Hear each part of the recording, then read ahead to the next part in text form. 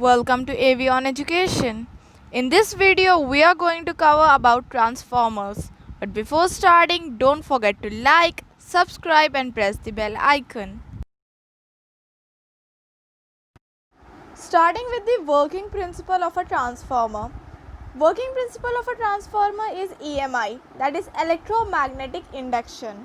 And सबसे बड़ी बात एक ट्रांसफार्मर में एक भी मूविंग पार्ट नहीं होता है.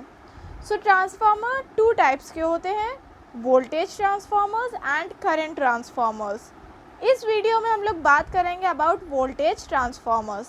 वोल्टेज ट्रांसफार्मर्स के 3 बेसिक पार्ट्स होते हैं, that is primary winding, secondary winding and core. हम लोग एक एक को वन बाय वन देखेंगे, starting with the primary winding. Primary winding कुछ नहीं होती है, सिर्फ ये कॉइल्स होते हैं जो कि टर्न हुए हुए होते हैं. और प्राइमरी वाइंडिंग जो होती है वो कनेक्टेड होती है टू द सोर्स वोल्टेज. तो जब सोर्स वोल्टेज अप्लाई होता है तब इसमें बिकॉज ऑफ वेरिंग करंट, यानी इसमें हम लोग एसी करंट यूज़ कर रहे हैं या फिर पल्सेटिंग डीसी करंट भी यूज़ कर सकते हैं, बट इसमें डीसी करंट नहीं यूज़ होता है. डीसी करंट इसलिए नहीं यूज़ होता है क्योंकि उसमें जब करंट और चेंज नहीं होगा, फ्लक्चुएट नहीं होगा, तो फिर ईएमएफ इंड्यूस नहीं हो पाएगा और ये पूरा ईएमआई पर ही वर्क करता है. तो इसलिए हम लोग पल्सेटिंग डीसी यूज़ कर सकते हैं या फिर ऑल्टरनेटिंग करंट यूज़ कर सकते हैं. तो इसमें इसको सोर्स वोल्टेज से प्राइमरी वाइंडिंग को कनेक्ट किया जाता है और जब इसमें सोर्स वोल्टेज अप्लाई होता है तो because of change of the magnetic field, that is change of flux, इसमें सेल्फ ईएमएफ इंड्यूस होता है. जो सेल्फ ईएमएफ इंड्यूस होता है इसमें लेंस लॉ के अकॉर्डिंग वो ऑपोजिट होता है और इक्वल होता है टू द अप्लाइड वोल्टेज. ये सेल्फ इंड्यूस्ड ईएमएफ डिपेंड करता है ऑन द सप्लाई वोल्टेज. अब इसी की जैसे कि हम लोग ये देख रहे हैं मैग्नेटिक फील्ड लाइंस जा रही हैं, यहीं पे अगर हम लोग एक और रख दें winding, that is secondary winding रख दें, तो फिर जो प्राइमरी वाइंडिंग से जो फ्लक्स हो रहा है उसकी कुछ मैग्नेटिक फील्ड लाइंस इसकी वजह से कट होंगी. सो इसलिए सेकेंडरी जो वाइंडिंग है उसकी में म्यूचुअल इंडक्शन हो जाएगा.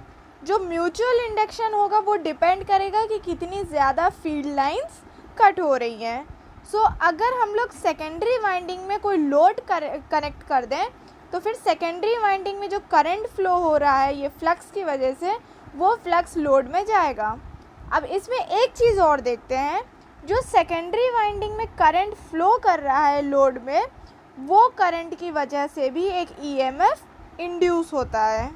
और ये जो ईएमएफ सेकेंडरी वाइंडिंग में जो करंट में इंड्यूस होता है वो प्राइमरी वाइंडिंग का जो फ्लक्स होती है, मैग्नेटिक लाइंस होती है, उसको काउंटरैक्ट करता है यानी अपोज करता है.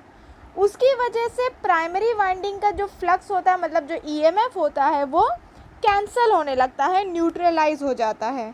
और क्योंकि ये ईएमएफ जो कि प्राइमरी वाइंडिंग में एक रुकावट का काम कर रहा था, एक रेजिस्टेंस का काम कर रहा था, वो पूरी तरह से न्यूट्रलाइज हो गया सेकेंडरी वाइंडिंग के ईएमएफ की वजह से, वो न्यूट्रलाइज हो गया. इसकी वजह से प्राइमरी वाइंडिंग में बहुत ज़्यादा सोर्स वोल्टेज की वजह से करंट फ्लो होने लगता है.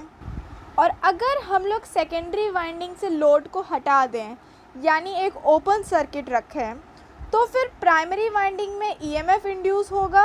जो सोर्स वोल्टेज की वजह से करंट आ रहा है, मतलब जो सोर्स वोल्टेज की वजह से फ्लक्स क्रिएट हुआ, उसको ये ईएमएफ न्यूट्रलाइज कर देगा. सिर्फ उतना करंट होता है जो खुद प्राइमरी वाइंडिंग को मैग्नेटाइज करने भर का हो, यानी बहुत माइन्यूट करंट होता है.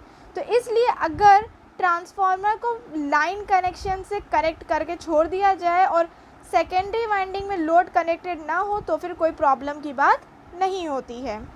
अब जैसे कि हम लोगों को पता है कि ईएमएफ जो इंड्यूस होता है वो डायरेक्टली प्रोपोर्शनल होता है to rate of change of flux linkage, यानी कितनी ज़्यादा magnetic field line secondary windings को कट कर रही हैं.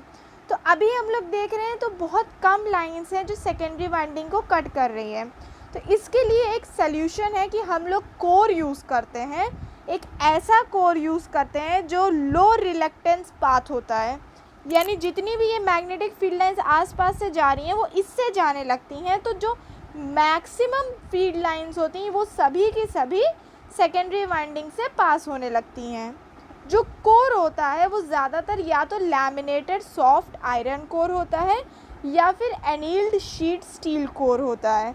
ये इसलिए हम लोग ये मटेरियल यूज़ करते हैं जिससे ज़्यादा लॉस ना हो, यानी हीट लॉस ना हो, हीट या फिर पावर लॉस ना हो, क्योंकि लैमिनेट हम लोग इसको कर देते हैं ताकि एडी करंट ना इंड्यूस हो।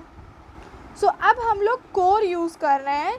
अब इसमें भी दो तरह से हम लोग वाइंडिंग्स कर सकते हैं, या तो प्राइमरी वाइंडिंग के ऊपर ही सेकेंडरी वाइंडिंग होती है, या तो प्राइमरी वाइंडिंग जिस कोर के ऊपर है उसी कोर के एक सेक्शन पर सेकेंडरी वाइंडिंग होती है। अब जो आइडियल ट्रांसफार्मर होता है, यानी 100% एफिशिएंट ट्रांसफार्मर होता है, उसमें देखते हैं कि जितनी lines magnetic field lines primary से निकल रही हैं उतनी सारी की सारी सेकेंडरी को कट कर रही हैं। बट अगर रियलिटी में देखा जाए तो फिर कोई ना कोई लॉस, जैसे हीट लॉस हो जाता है, पावर लॉस हो जाता है। सो इसकी वजह से सारी की सारी फील्ड लाइंस क्रॉस नहीं कर पाती हैं और कभी कभी जो कपलिंग होती है वो सही से नहीं हो पाती है।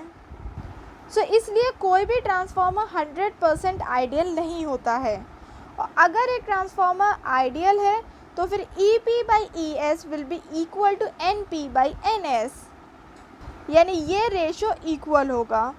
अब बात करते हैं two types of voltage transformers की, जो कि होते हैं स्टेप अप ट्रांसफार्मर या फिर step down transformer. Step up कैसे है और स्टेप डाउन है ये कैसे डिसाइड करेंगे, ये डिसाइड करेंगे सेकेंडरी वाइंडिंग्स के नंबर ऑफ टर्न्स देखकर। अगर सेकेंडरी वाइंडिंग में number of turns primary winding से ज़्यादा है तो फिर वो स्टेप अप ट्रांसफार्मर है, यानी लो वोल्टेज को हाई वोल्टेज में कन्वर्ट किया जा रहा है। और अगर सेकेंडरी वोल्टेज में प्राइमरी वोल्टेज से कम टर्न्स हैं तो फिर ये स्टेप डाउन ट्रांसफार्मर है, जिसमें ज़्यादा वोल्टेज को लो वोल्टेज में ट्रांसफॉर्म किया जा रहा है। सो ये होते हैं step up and step down transformer, जो कि हम लोग यूज़ करते हैं अकॉर्डिंग टू आवर नीड्स। अब इसमें एंड में एक पॉइंट है जो हाईलाइट किया जाएगा कि कभी भी ट्रांसफार्मर में फ्रीक्वेंसी चेंज नहीं होती है और कोई भी आइडियल ट्रांसफार्मर एग्जिस्ट नहीं करता है। और हमेशा ट्रांसफार्मर यूज़ करने से पहले उसकी कैपेसिटी देखी जाती है, जो कि मेजर होती है इन वोल्ट एम्पियर्स। सो इसी के साथ हम लोग आते हैं to the end of this video. If you have any doubt or anything to say about this, then do mention it in our comment box. We will try to respond it as soon as possible. Thank you. Keep supporting us.